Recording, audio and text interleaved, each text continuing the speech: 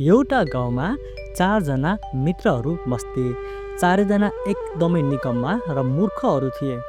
एक दिन ती 4 जना बसेर गफ गरिरहेका थिए। गफको क्रममा उनीहरूबीच बाजी लाग्यो कि सबैभन्दा धेरै मूर्ख को हो भनेर। उनीहरू आपसमा यो टुङ्गो लगाउन सकिरहेका थिएनन्। त्यसैले उनीहरूले सल्लाह गरे कि गाउँका बलात्मिका गएर यो नै निर्णय गरौँ। उनीहरू नै हाम्रो फैसला गर्नुहुनेछ कि सबैभन्दा बढी मूर्ख को हो। चारैजना हिँडेर गाउँका बलात्मिका कहाँ पुगे, जो चौतारीमा बसेर कुरा गरिरहेका थिए। उनीहरू कहाँ गएर उनीहरूले भने, हामी यो सोध्न चाहन्छौँ कि हामी 4 मध्ये सबैभन्दा बढी मूर्ख को हो। अब गाउँका ती ज्येष्ठ नागरिक मध्ये एकजनाले भने, हामी यसरी त तिमीहरूलाई बताउन सक्दैनौ कि धेरै मूर्ख को हो भनेर। यदि तिमीहरूसँग कुनै घटना होस्, कुनै कथा होस् भने हामीलाई बताऊ। हामी यसबाट निर्णय गर्न सक्छौँ कि तिमीहरू मध्ये सबैभन्दा ठुलो मूर्ख को हो। अब चारैजनाले आफ्नो आफ्नो कथा सुनाउन सुरु गरे। पहिलो मूर्खको कथा। सबैभन्दा पहिला बोलेको साथीले भन्यो, म मेरो कथा सुनाउँछु। एकपटक मेरो भर्खरै बिहा भएको थियो। त्यसपछि मलाई मेरो पत्नीको माइतमा उसलाई लिन जानु पर्ने थियो। म दोस्रो पटक मात्र जाँदै थिएँ। त्यसैले मेरी आमाले मलाई भन्नुभयो कि बाबु, ससुरालीमा धेरै गफ नगर्नु, थोरै हुन्छ वा अहमा उत्तर दिनु र पतिलाई लिएर फर्किनु। मेरी आमाले मलाई भन्नुभयो कि केवल हुन्छ वा अहमा मात्र उत्तर दिनु। म ससुराली पुगेँ। ससुराबुवा आँगनमा कुर्सीमा बसिरहनु भएको थियो। गएर मैले उहाँलाई नमस्कार गरेँ। उहाँले मेरो हाल खबर सोध्नुभयो र भन्नुभयो, आउनु ज्वाइँ, सबै ठिकै त छ? मैले भने। उहाँ छक्क पर्नुभयो। किन, कुनै समस्या छ? मैले भनिदिएँ। हुन्छ। उहाँले फेरि भन्नुभयो, बताउनुहोस् के समस्या छ? मैले भने। फेरि उहाँले सोध्नुभयो कि लाग्छ ज्वाइँ साहेबलाई पैसाको कुनै समस्या छ, सायद लाजले भन्न सकिरहनु भएको छैन। त्यसैले उहाँले आफै सोध्नुभयो, केही आर्थिक अप्ठ्यारो परेको छ? मैले हो भने। फेरि उहाँले भन्नुभयो, ठिक छ, यदि तपाईँलाई पैसाको अप्ठ्यारो छ भने भोलि बिहान त्यसको बन्दोबस्त पनि गरिदिनेछु। अब तपाईँ आराम गर्नुहोस्, खानपान गर्नुहोस् र सुत्नुहोस्। म ससुराली पुग्दा पुरै रात परिसकेको थियो। केही बेरपछि मेरी सासू बुहारी खाना लिएर आउनुभयो। जब उहाँ खाना लिएर आउनुभयो र मेरो सामुन्ने राख्नुभयो, उहाँले मलाई भन्नुभयो, लिन ज्वाइँ साहब, खाना खानुहोस्। मैले भनिदिएँ। ससुरा बुवाले सासू आमाको कानमा गएर भन्नुभयो, हुनसक्छ यिनलाई पैसाको निकै समस्या छ, त्यसैले खाना खाने मन पनि गर्नुभएको छैन। एकपटक फेरि गएर सोधा। मेरी सासू आमाले भन्नुभयो, खाना खाइहाल्नुहोस्, के तपाईँको मन छैन? मैले भने। त्यसपछि उहाँले मेरो सामुन्नेबाट थाली लिएर लैजानुभयो र भन्नुभयो, जब तपाईँको मन हुन्छ अब खाइहाल्नुहोस्। यसै गरी रात पर्यो र सुत्ने समय भयो। सबै आफ्नो आफ्नो ठाउँमा सुते। ज्वाइँलाई पनि एउटा कोठा दिइयो र उहाँको ओछ्यान लगाइयो। उहाँ पनि सुत्नुभयो। तर उहाँले कहाँ निन्द्रा आइरहेको थियो र? उहाँलाई त भोकले सताइरहेको थियो। उहाँले सोच्नुभयो कि मैले त ठुलै गल्ती गरेँ। हुन्छ र को चक्करमा मेरो पेट त रित्तो भयो। उहाँलाई लाग्यो कि उठेर भान्सामा केही खोज्नुपर्छ, केही त खानालाई पाइन्छ कि। उहाँ उठेर भान्सा घरतर्फ बढ्नुभयो। बिस्तारै बिस्तारै भित्र जानुभयो, किनकि भान्साको बाहिर नै एउटा खाटमा उहाँको सासूआमा सुतिरहनु भएको थियो। उहाँले भान्सामा चारैतिर खोज्न सुरु गर्नुभयो। त्यहाँ एउटा भाँडामा सेलरोटी राखिएको थियो। उहाँले बिस्तारै भाँडाको बिर्को हटाउनु भयो, एउटा सेलहरू उठाउनु भयो र मुखमा राख्नुभयो। र जस्तै भाँडाको बिर्को फेरि राख्न लाग्नु भएको थियो, त्यो बिर्को हातबाट खसेर फुट्यो। सासूआमा हतपत उभिएर गए। ती ज्वाइँ चाहिँ सेलरोटी मुखमा राखेर भागे र आफ्नो कोठामा छिरेर सिरक ओढेर सुते। सासूआमाले पनि पति र आफ्नो छोराहरूलाई उठाउनु भयो र सोध्नुभयो, ज्वाइँ किन यसरी डोलिरहनु भएको थियो? उहाँका सालाहरू र ससुराबा जब उहाँको हाल खबर सोध्न उहाँको कोठामा आए, तब सिरक तानेर सुतिरहनु भएको थियो।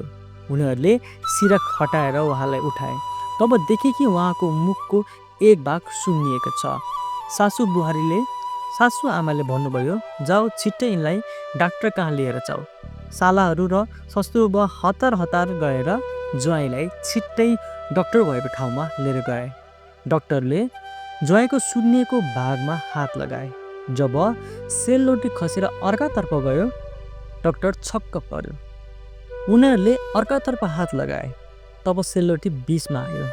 अब डाक्टरले उनको मुख खोल्न लगाए र एउटा चिप्लो भित्र हालेर ताने। जब सेलरोटी बाहिर आयो, ससुराबाले भन्नुभयो, जय साहब, यो के हो तपाईँको मुखमा सेलरोटी? उनले आफ्नो सबै कथा सुनाइदिए। उहाँका ससुराबाले भन्नुभयो, वाह रे वाह मूर्ख, यस्तै समस्या थियो त भनेको भए हुन्थ्यो। अब दोस्रो मूर्ख मित्रको कथा। अब दोस्रो साथीले आफ्नो पालोमा भन्यो। उसले भन्यो, यो त केही पनि होइन, मेरो मूर्खताको कथा सुन्नुहोस्। एक पटक मलाई पनि मेरो पत्नीलाई लिन ससुराली जानुपर्ने थियो।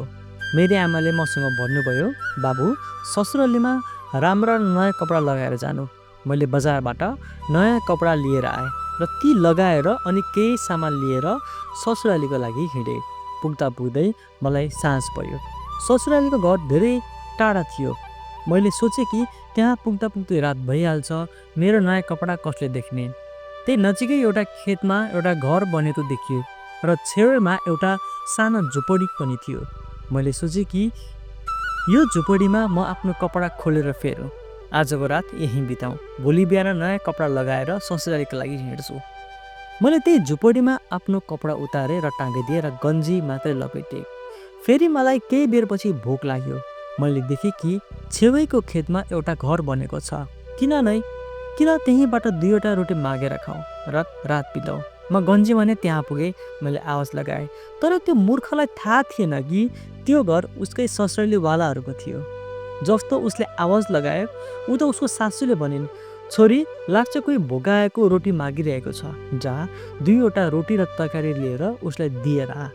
बिजुली आइरहेको छैन, त्यसैले तँ मोमबत्ती लिएर जा। मेरो पत्नी मोमबत्ती लिएर बाहिर आई। मोमबत्तीको उज्यालोमा मलाई उसको अनुहार त देखिन, तर उसले मलाई देख्न सके। जस्तै मलाई उसको अनुहार सफा देखियो, म झस्किएँ र आफ्नो कदम पछाडि बढाउन सुरु गरेँ। पछाडि हेरेँ त गाई भैँसीको गुइठाको थुप्रो लागेको थियो। म पछाडि हिँड्दै हिँड्दै त्यो थुप्रोमा गएर खसेँ। मेरी पत्नी चिच्चाएर भित्र भागी र उसले आफ्नो सबै घरका मान्छेहरूलाई जगाए। सबै घरका मान्छे भागेर बाहिर आए र मलाई उठाए, नुहाए, धुलाए, सफा गरेर सोधे, ज्वाइँ साहब, तपाईँ यहाँ कसरी यो अवस्थामा? मैले आफ्नो सबै सुख दुःखका उनीहरूलाई बताएँ। मेरा ससुरा र सालाहरूले भने, वाह रे वाह मूर्ख, रातमा औ या दिन आऊ, हामीलाई कपडासँग के लिनु छ? हामीलाई त तपाईँसँग मतलब छ। यस्ता मूर्खतापूर्ण हरकत फेरि नगर्नु। अब तेस्रो मित्रको पालो आयो। उसले भन्यो, लौ अब म कथा सुरु गर्छु। मेरो कथा पनि मेरो ससुरासँग नै जोडिएको छ। एकपटक मलाई खबर भयो कि मेरी सासु आमाको स्वास्थ्य खराब छ। मैले पत्नीलाई घर सम्हाल्नको लागि छोडिदिएँ र म ससुराली पुगेँ। सासु आमाको हालखबर सोधेँ। 2 साला र ससुराहरू खेतमा काम गर्न गएका थिए। सासु आमाले मलाई दिनमा खाना खुवाइन्। अब सासूलाई खेतमा खाना पुर्याउन जानुपर्ने थियो। मैले भलाइ दिँदै भने, सासु आमा, तपाईँ यहीँ आराम गर्नुहोस्, तपाईँको स्वास्थ्य पनि ठिक छैन, ल्याउनुहोस्, म खाना पुर्याएर आउँछु। म खानाको पोको लिएर हिँडेँ। हिँड्दा हिँड्दै म गाउँको चोकमा पुगेँ। त्यहाँ मैले एउटा काठको फन्दा देखेँ। मैले कहिले पनि काठको फन्दा देखेको थिएन र मैले त्यहाँका मानिसहरूलाई सोधेँ, भाइ, यो के हो? त ती मानिसहरूले मलाई बताए कि यहाँको राजालाई यदि कसैले कर वा राजस्व समयमा दिँदैन भने त्यो मान्छेलाई यही फन्दामा बन्द गरिदिनुहुन्छ। मैले सोचेँ, यो चिज त पहिलोपटक देखेँ, किन न यसलाई म प्रयोग गरेर हेरौँ। मैले रोटीको पोको त्यहीँ राखेँ। काठको फन्दामा आफ्नो टाउको छिदाएर बसेँ। त्यहाँ एउटा ढुङ्गा पनि थियो, जसले मैले त्यसलाई ठोकेर त्यो कसिलो भयो। यति नै बेला एउटा कुकुर आयो र कुकुरले मेरो रोटीको पोको उठायो। मैले त्यो ढुङ्गाले कुकुरलाई भगाउनको लागि मारेँ, तर त्यो कुकुरले रोटी लिएर भाग्यो र मेरो ढुङ्गा पनि खस्यो। अब त्यो फन्दाबाट हिँडुल गर्न सक्दिनथे। उता जब ससुरा र सालाहरू कहाँ समयमै खान पुगेन, उनीहरू पर्खदै साँझ भयो। ती दुवै रिसाएर त्रिबिलाउँदै घरमा आए। सासु बुहारी चकित भइन्। ससुराले भने, ज्वाइँ खाना लिएर हिँडेका थिए, तर यहाँ त कोही पनि पुगेन। यदि उनी त्यहाँ पुगेनन् र यहाँ पनि छैनन् भने कहाँ गए?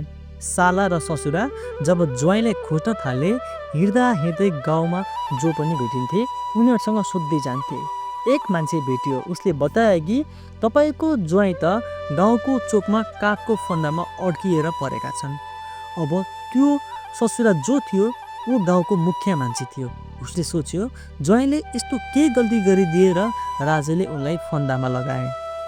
लौ राजा कहाँ नै हेर्छौँ र ऊ र उसका सालाहरू पुगे राजा कहाँ र राजालाई भने, महाराज मेरो ज्वाइँबाट त्यस्तो के अपराध भयो जो तपाईँले उहाँलाई फन्दामा राख्नु भएको छ।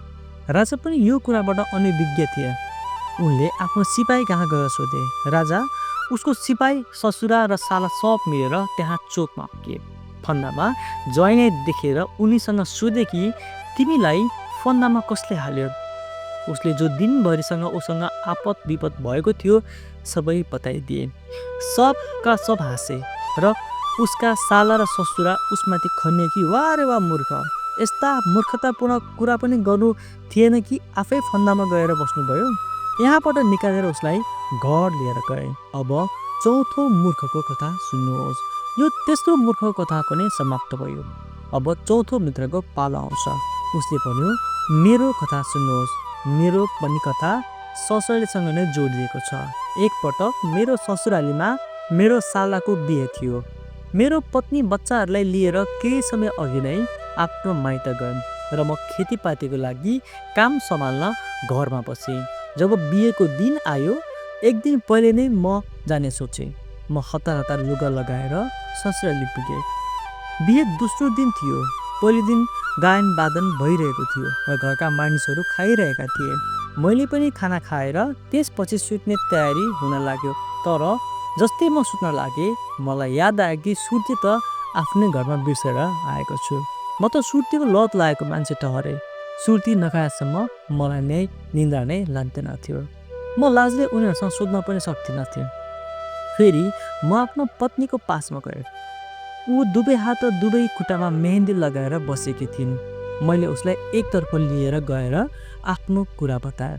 उसले भनिन् कि सुर्ती त छ, तर अहिले बिहेको घर भएकोले सुर्तीलाई गाई भैँसीको गोठमा राखिएको छ। तपाईँ त्यहाँबाट लिएर आउनुहोस्। म गाई भैँसीको गोठमा पुगेँ। बिजुली पनि आइरहेको थिएन। मैले छामेर खोज्न थालेँ, तर मलाई कतै पनि सुर्ती देखिएन। म हैरान परेशान भएर आफ्नो पत्नीकोमा फर्केर आएँ र उसलाई बताएँ कि मलाई त कतै पनि सुर्ती देखिएन, तिमी नै जाऊ र मलाई बताऊ। उनी भनिन्, म कसरी चलुन्, मेरो दुवै हात र खुट्टामा मेहन्दी लागेको छ, म हिँड्न पनि सक्दिनँ। मैले उसँग भने कि म तिमीलाई आफ्नो काँधमा उठाउँछु, तिमी बस, मलाई औँलाको इसारा गरिदिनु, म लिएर आउँछु। उसले भनिन्, ठिक छ। मैले उसलाई आफ्नो काँधमा बसाएँ र गाई भैँसीको गोठतर्फ बढेँ। त्यहाँ बिजुली त आइरहेको थिएन। तब मेरी पत्नी मेरो काँधमा बसेकी थिइन्। त दूरबाट अँध्यारोमा हाम्रो यस्तै छाया बन्यो कि गाई र भैँसी सब हामीलाई देखेर डराएर यताउति भाग्न थाले। सब आफ्नो आफ्नो खुट्टा दामेको चुडाएर भागे। जब सबै घरका मान्छे भागेर गोठमा आए तब सालाहरूले भने, ससुराले मलाई देखेर सोधे, ज्वाइँ साहब यो के भइरहेको छ, तपाईँ छोरीलाई यसरी काँधमा उठाएर किन हिँड्नुहुन्छ। मैले आफ्नो सबै कुरा उनीहरूलाई बताएँ। त उनीहरूले भने, हे भगवान्, यस्तो मूर्खतापूर्ण हरकत गरौँभन्दा पहिले हामीलाई नै भनिदिएको भए हुन्थ्यो, हामी नै छुट्टी मगाइदिन्थ्यो। अब कसलाई मूर्ख मान्ने त। मेरो कथा पनि यसरी समाप्त भयो। अब बताउनुहोस्, हामी चारजना मध्ये सबैभन्दा धेरै मूर्ख को हो। त यहाँ भएका जो बुढापाकाहरू थिए उनले भने, हेर भाइहरू, मूर्ख त तिमीहरू चारजना नै हो, तर जो कुरा तिमीहरूसँग सोधिरहेका छौ कि सबैभन्दा धेरै मूर्ख को हो, त्यो तिमी काठको फन्दामा गएर आफै कछौ। तिमी त सबैभन्दा बढी मूर्ख लाग्यो। न त तिमीलाई त्यसबाट कुनै लोभ थियो, न त कुनै काम थियो, र बिना कारण तिमी फन्दामा गएर अड्क्यौ। त्यसैले सबैभन्दा धेरै मूर्ख तिमी नै हौ। साथीहरू, यो कथा यही समाप्त हुन्छ। यदि तपाईहरूलाई मन परेको छ भने कृपया लाइक, सेयर र सब्सक्राइब गर्न नभुल्नुहोला।